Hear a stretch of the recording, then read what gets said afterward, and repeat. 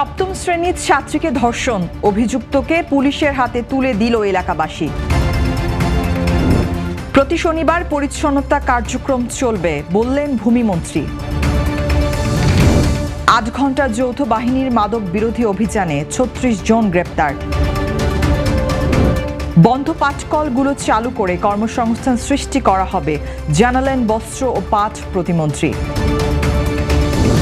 বিশেষ অভিযানে বিদেশি মদ জব্দ, ঈদকে সামনে রেখে নৌপথে নিরাপত্তা জোরদার।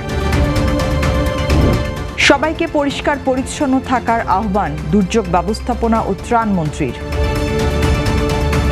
আমন্ত্রণ জানাচ্ছি বাংলাদেশ প্রতিদিন সারা দেশের সব খবরে। এতক্ষণ শুনছিলেন সংবাদ শিরোনাম, এবারে বিস্তারিত। বিকাশ পেমেন্টে 10,000 টাকার বেশি অফার, শপিং চলছে তো। গোবিন্দগঞ্জের সপ্তম শ্রেণী এক স্কুল ছাত্রীকে ধর্ষণের অভিযোগে আব্দুল মুমিন নামে এক হোটেল শ্রমিককে গ্রেপ্তার করেছে পুলিশ। উপজেলার কোচাশহর ইউনিয়নের চাঁদপাড়া বাজার এলাকা থেকে তাকে আটক করা হয়। পুলিশ ও ভুক্তভোগীর পরিবার সূত্রে জানা যায়, শুক্রবার দুপুরে মেয়েটির মা বাড়ির বাইরে গেলে অভিযুক্ত আব্দুল মুমিন ভয়ভীতি দেখিয়ে তাকে বাড়িতে নিয়ে গিয়ে ধর্ষণ করে। পরে বাড়িতে ফিরে মেয়েটি বিষয়টি মাকে জানালে ঘটনাটি প্রকাশ পায়। এ ঘটনায় ক্ষুব্ধ এলাকাবাসী অভিযুক্তকে আটক করে পুলিশের হাতে তুলে দেয়। আমার মেয়েকে জোর করে তুলে নিয়ে গেছে বাড়ি নিয়ে যাওয়ার যুবককে ভয় দেখাচ্ছে যে আমাকে মেরে ফেলে দিবি, আমার স্বামীকে মেরে ফেলে দিবি, আমার ছোট সন্তানকে তুলে নিয়ে আসতেছে। এই ভয়তে আমার মেয়ে রাজি হয়ে গেছে।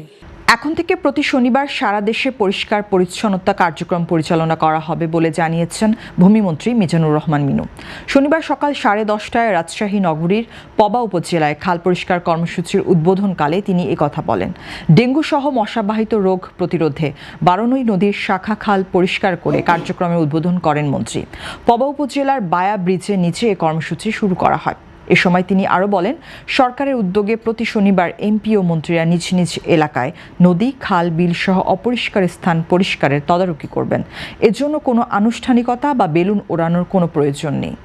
আজকে থেকে প্রত্যেক শনিবারেই পরিচ্ছন্নতার যে অভিযান শুরু করেছেন, সেই হিসেবে বরা নদীটা অনেক প্রাচীন নদী। আমি মনিদিন ভাইয়ের আজকে আমার দেশের নদীগুলো নিয়ে তার বিস্তীর্ণ প্রতিবেদন পড়েছি। আমাদের সরকারের দায়িত্ব, আমাদের নেতা শহীদ জিয়াউর রহমান খাল খননের মধ্য দিয়ে বাংলাদেশের মৎস্য চাষ এবং জমিতে সেচ সুবিধা এবং প্রাকৃতিক বৈচিত্র্য ফিরানোর জন্য যে কর্মসূচি গ্রহণ করেছিলেন, আমরা এটাও গ্রহণ করেছি। আজকে শুধুমাত্র পরিষ্কার পরিচ্ছন্নতা বা ডেঙ্গুর হাত থেকে এবং সকল রোগগুলোর হাত থেকে রাজশাহী বাংলাদেশের সবাইকে রক্ষা। এ সময় রাজশাহী ৩ আসনের সংসদ সদস্য শফিকুল হক মিলন, বিভাগীয় কমিশনার ডক্টর আ.ন.ম বজলুর রশিদ সহ বিভিন্ন দপ্তরের কর্মকর্তা ও রাজনৈতিক নেতারা উপস্থিত ছিলেন। ফরিদপুর শহরের বিভিন্ন এলাকায় অসামাজিক কার্যকলাপ ও মাদক বিরোধী বিশেষ অভিযানে ৩৬ জনকে গ্রেপ্তার করা হয়েছে। শনিবার ভোর 4টা থেকে প্রায় ৮ ঘণ্টা ধরে শহরের লক্ষ্মীপুর রেল বস্তি, পূর্ব খাবাসপুর ও হাজী শরীয়তুল্লাহ বাজার এলাকায় সেনাবাহিনী, পুলিশ, আনসার ও মাদকদ্রব্য নিয়ন্ত্রণ অধিদপ্তরের সমন্বয়ে যৌথ বাহিনী অভিযান চালায়। অভিযানে মাদক সেবন ও অসামাজিক কার্যকলাপের অভিযোগে গ্রেপ্তারদের মধ্যে ডোপ টেস্ট 28 জন মাদকসেবী হিসেবে শনাক্ত করে জেলা প্রশাসনের ভ্রাম্যমাণ আদালত বিভিন্ন মেয়াদে কারাদণ্ড ও অর্থদণ্ড প্রদান করে। এছাড়া আবাসিক হোটেলে অসামাজিক কার্যকলাপের অভিযোগে 8 নারীকে সাজা দেওয়া হয়। গ্রেপ্তারদের মধ্যে 3 জনের বিরুদ্ধে নিয়মিত মামলা করার নির্দেশ দিয়েছেন ভ্রাম্যমাণ আদালতের নির্বাহী ম্যাজিস্ট্রেট। ভোর 4টা থেকে ফরিদপুর সদরের যে রেল স্টেশন বস্তি সেটি সহ বিভিন্ন চিহ্নিত মাদক প্রবণ যে এলাকা আছে সেখানে অভিযান পরিচালনা করা হয়েছে। এটি 11টা পর্যন্ত 11:10 পর্যন্ত অভিযান পরিচালিত হয়েছে। এই অভিযানে জেলা প্রশাসনের সাথে বাংলাদেশ পুলিশ, বাংলাদেশ সেনাবাহিনী, আনসার, র্যাব, মাদকদ্রব্য নিয়ন্ত্রণ অধিদপ্তর ছিল, সকলে মিলে সম্মিলিতভাবে এটি অভিযানটি পরিচালিত হয়েছে, যৌথ অভিযান। এই অভিযানে 36 জনকে বিভিন্ন মেয়াদে কারাদণ্ড এবং অর্থদণ্ড দেওয়া হয়েছে। আর এর বাইরে 3 জনের বিরুদ্ধে নিয়মিত মামলা করার নির্দেশনা দেওয়া হয়েছে। বন্ধ পাটকল চালু করে কর্মসংস্থান সৃষ্টি এবং পাট ও পাট বীজের উৎপাদন বাড়ানোর উদ্যোগ নেওয়া হচ্ছে বলে জানিয়েছেন শরীফুল আলম।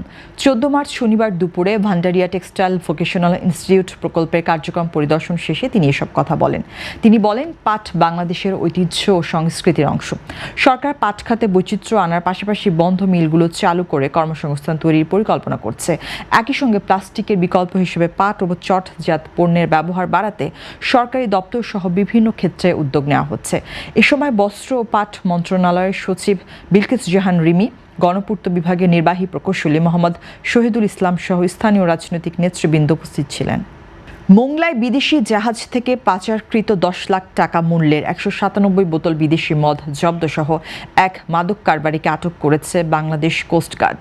অভিযানটি চিলা বাজার সংলগ্ন এলাকায় কোস্টগার্ডের বিশেষ টিম পরিচালনা করে।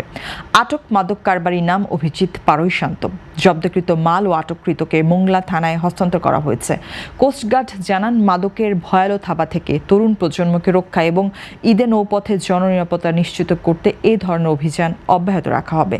মোংলা, সুন্দরবন ও অন্যান্য উপকূলীয় এলাকায় বিশেষ টহল, তল্লাশি, যাত্রীদের ব্যাগ স্ক্যান ও জনসচেতনতামূলক কার্যক্রম জোরদার করা হয়েছে।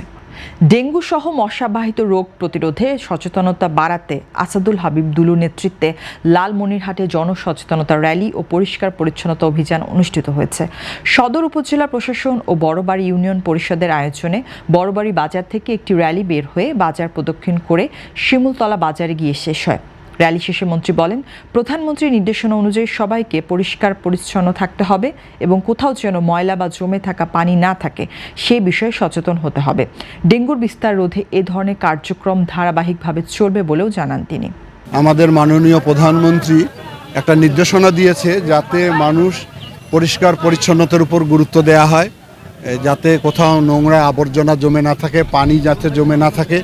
ডেঙ্গুর উৎপত্তিটাকে বন্ধ করার জন্য আজকের আমাদের এই র্যালি, এটা মানুষকে সচেতন করার জন্য। এই সচেতনার উদ্দেশ্যে আমরা জেলার পক্ষ থেকে আজকে র্যালি করলাম এবং এটা ধারাবাহিকভাবে এই কার্যক্রম আমরা অব্যাহত রাখব। দর্শক, এই ছিল এখনকার মতো সংবাদ। এতক্ষণ সঙ্গে থাকার জন্য ধন্যবাদ। পরবর্তী বুলেটিন দেখতে চোখ রাখুন বাংলাদেশ প্রতিদিনের ফেসবুক পেজ ও ইউটিউব চ্যানেলে।